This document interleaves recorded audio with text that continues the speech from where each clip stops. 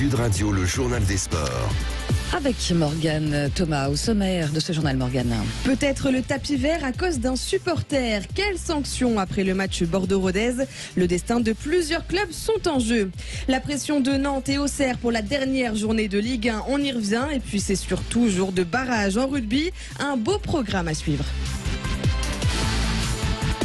Alors, qui montera en Ligue 1, qui descendra en National, c'est une fin de saison en suspense, Morgane, après le match interrompu hier entre Bordeaux et Rodez. Un supporter girondin a envahi le terrain et bousculé le buteur de Rodez qui avait ouvert le score.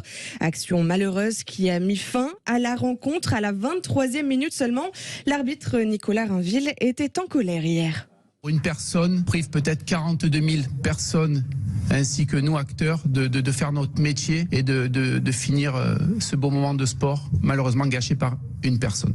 Une personne sur 42 000, c'est l'argument que va faire valoir le président du club girondin, Gérard Lopez, pour éviter la fameuse défaite sur tapis vert. Et on l'a senti tout de même dépité en conférence de presse. On va porter plainte contre l'individu. On sera lundi, bien sûr, présent en commission. On fera valoir tous nos droits. Il est clair aussi que j'aimerais que ça se joue sportivement et sur un terrain. Ça reste du foot.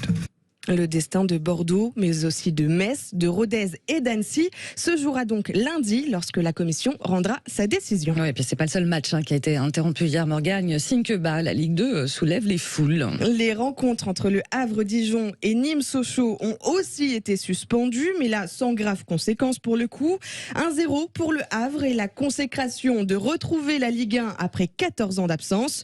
Dijon de son côté est condamné à la descente en National 1. Laval arrache le maintien contre Amiens, score 2-1. Valenciennes et Pau se sauvent malgré la défaite du premier contre Saint-Etienne, 2-0.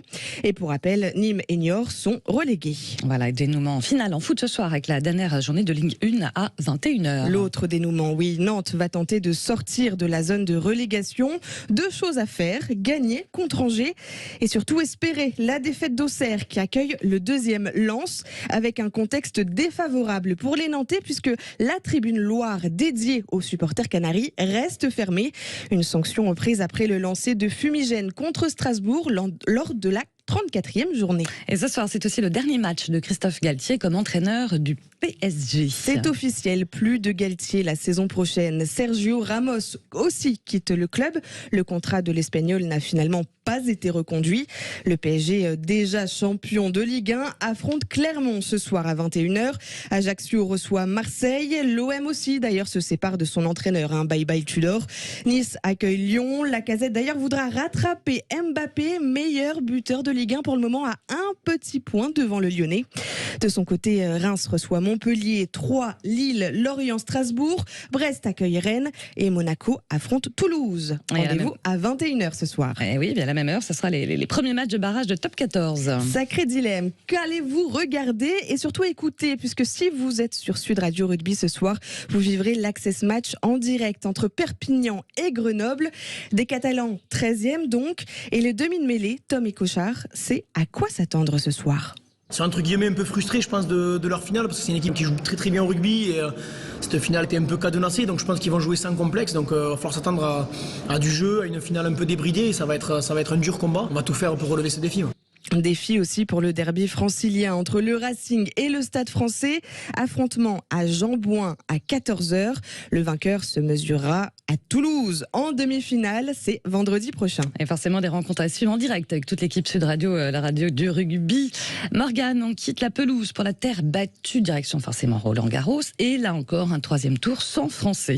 Ils étaient 28 au départ. Il n'en reste plus du tout. Tous les tricolores ont été éjectés une fois encore. Sans parler de leur place au classement mondial. Vincent Chaudel, fondateur de l'Observatoire du Sport Business, est désabusé. À l'évidence, l'excuse des trois fantastiques ne peut suffire à expliquer un tel déclassement. Pas plus que l'explication du faible nombre de cours de terre battue qui serait la cause des contre-performances porte d'Auteuil. Non, il est grand temps de revoir notre modèle.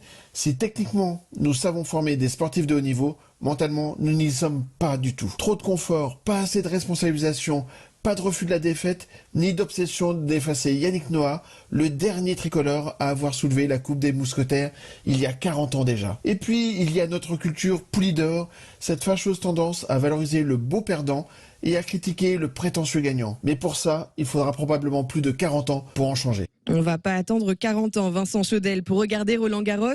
La suite du 3e tour, c'est dès 11h tout à l'heure. Le 4e mondial Ruud affronte le 71e Zhang. Chez les femmes, la numéro 1 mondiale Swiatek rencontre la 80e Yang. C'est à 15h15. Et à 13h, la très jeune pépite Andreeva va tenter de renverser la 6e mondiale, l'américaine Coco Gauff.